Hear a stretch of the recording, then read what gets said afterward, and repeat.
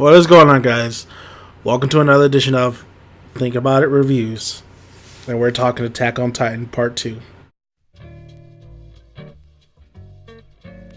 Oh man, I remember watching the first part of Attack on Titan, the movie, the live adaptation, and I thought it was a piece of shit. So, I don't know what made me want to watch the Part 2, finally finish off this 1-2 punch. But boy, it still strays away from the source material. It's still ridiculous. It's just absolutely... You think Dragon Ball Evolution was bad? Because it is bad, but these movies are really bad, and I don't understand why they.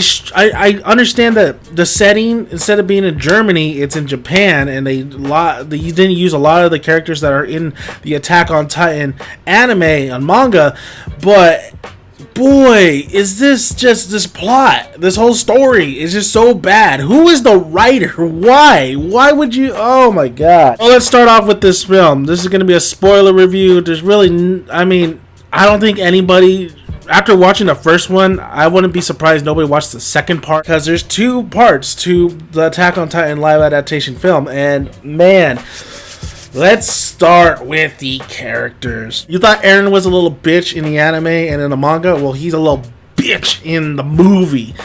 I can't stand Eren. It didn't help that I didn't like his character in the manga or in the anime. Especially the anime, but in this film, I just can't stand this guy, especially part 2. Man, is he a whiny little a-hole in this film. He is screaming at Shiki, whatever his name is. Pretty much Shiki is basically that's Levi. That's him. That's him. They didn't want to just use Levi. They just made their own version of Levi, and that's basically him. Except he's the villain in this film. So, oh man.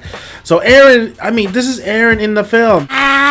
Dude gets punched and gets his ass kicked, which is pretty much the Eren in the anime, but this guy gets his ass kicked constantly in this film. He makes stupid ass decisions in this film.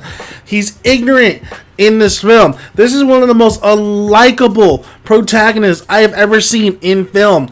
It is so bad. And you know what? I thought the Eren in the anime is not that bad, but the Eren in the films is just terrible. And the love story between him and Mikasa, and then Mikasa, man, she's a mute in this film. She hardly ever talks.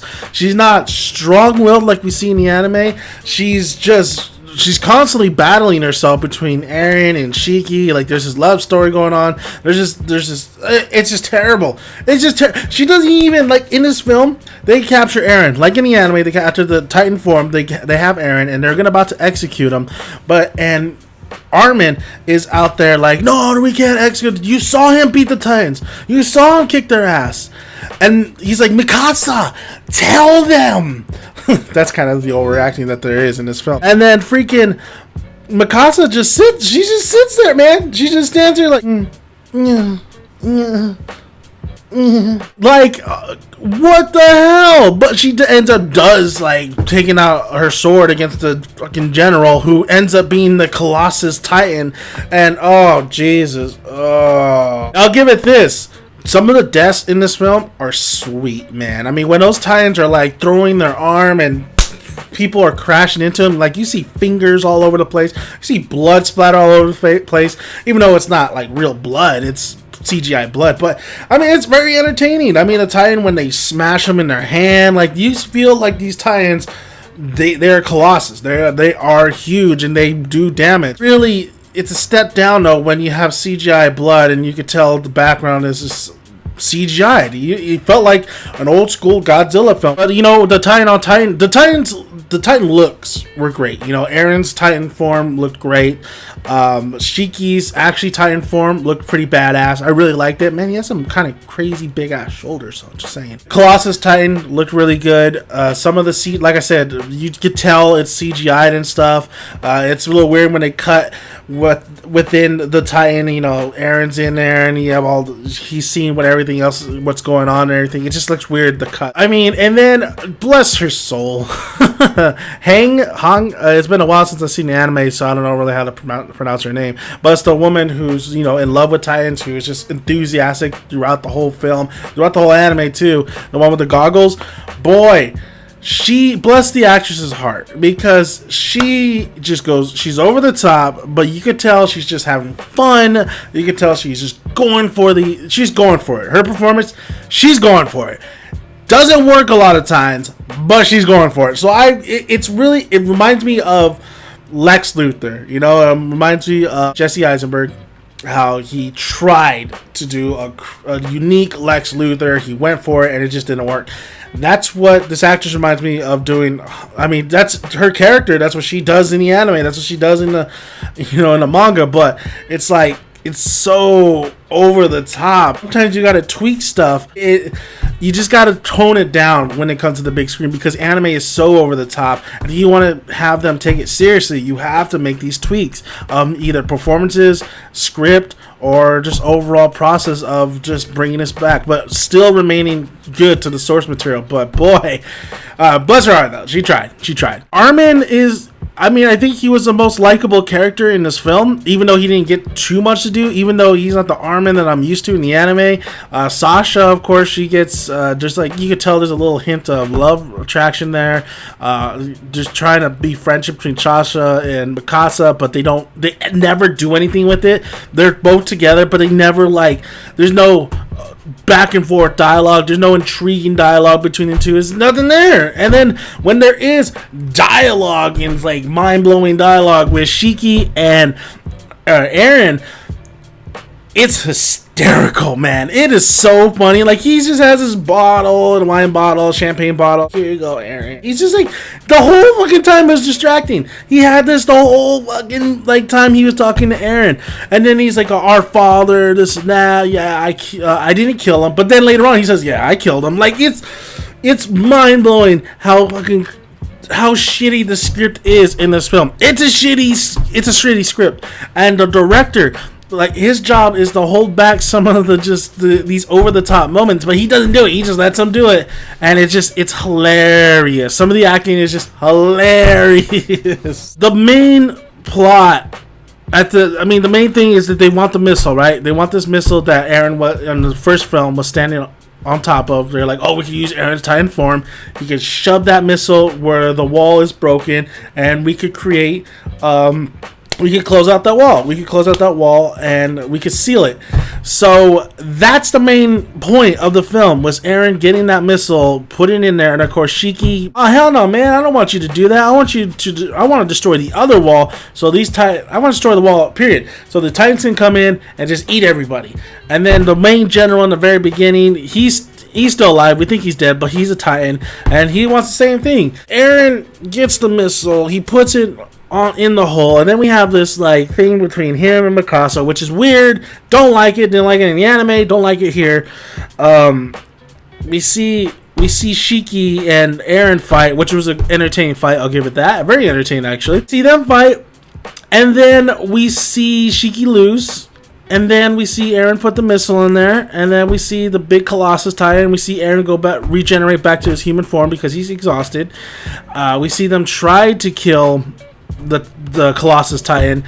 Jean gets killed, even though Jean got saved earlier, and his death was just kind of okay. There was nothing very. This whole film is over the top, but you don't give him a sweet ass Gurren Lagann type death. So he's dead. We see Eren try to get the Nate. Right, he's trying to kill the general inside the Colossus Titan. We see Mikasa. The bomb doesn't go off. So Mikasa's trying to figure out how to get the bomb to go, but Shiki grabs the bomb in his Titan form. He's like, oh, change of heart. Throws it in the mouth of the general, the Colossus Titan, and basically sacrifices himself, but they don't really die. I don't think they die. And then they close up the wall, and Eren and Mikasa are the only ones on top of the wall, while Armin and Sasha and the crazy girl is down below, and they see the ocean outside of the wall. Again, they could have saw 1,000 times over. That's what they were like. I want to see the ocean, and then that ocean happens to be right there. The ocean happens to be right there. Everybody's like, oh, you can't go over the wall. There's no ocean. This and that. I wonder if there's ocean. It's right there. All you had to do was just like stand on top of the wall. This movie is just absolutely terrible, man. This movie is not even a. They don't even try to stick with the source material. The source material has way more. They could have done it. That's the thing I'm pissed off. They could have done the source material. They could have done the story with Annie. They could have done all that. They could have introduced all those characters in this film, but they choose not to. Which is like, why? If they try to shove a romance plot between Eren and Mikasa, which is weird. I don't want that. I don't think a lot of people, we don't come here to watch that shit, alright? The characters are not the same as the anime and the manga.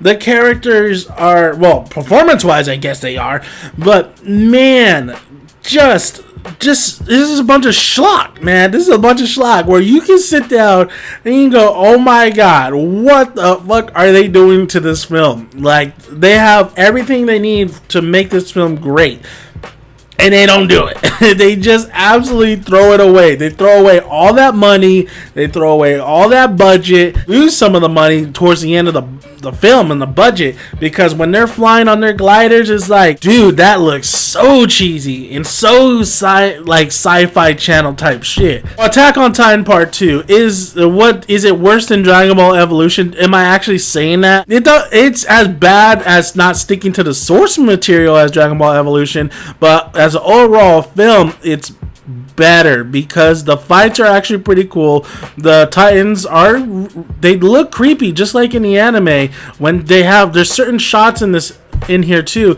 that are really well done shots. It's directed not too bad. It's just some things here and there the direction could have been a little bit better. But when it comes to a lot of like different kind of moments and a lot of definitely heartfelt moments, the direction is not that bad compared to Dragon Ball Evolution, where it's just all shit, honestly. But Attack on Titan is maybe Avatar The Last Airbender bad, where Avatar The Last Airbender was supposed to launch on this franchise, was supposed to really show people, look how kick-ass this cartoon is, but they totally did not. M. Night Shyamalan Ding Dong tried to stick with the source material. He tried, but he absolutely failed. And in Attack on Titan live-action movie, they absolutely failed to really capture the heart of the series and to really showcase how truly awesome Attack on Titan is. I don't think Attack on Titan is the top 10 greatest anime of all time, but it deserves a lot better respect than this. And boy, woo, it's a ride. So grab your beer, grab your shots, grab your alcohol. If you want to play a drinking game, this one is for you. That's why I recommend you watch Attack on Titan Part 2 as a drinking game. Thank you guys for listening. I'm Dan Megadeth's son. You can find more of my videos on the YouTube channel. Like the video if you like it, comment below. Let me hear you guys' thoughts. And like I always say, guys, grab a tick, seat. Make sure you got some good popcorn to eat. See you at the cinema. Maybe not watching Attack on Titan, the next one, because there is an end credit. Bye, guys.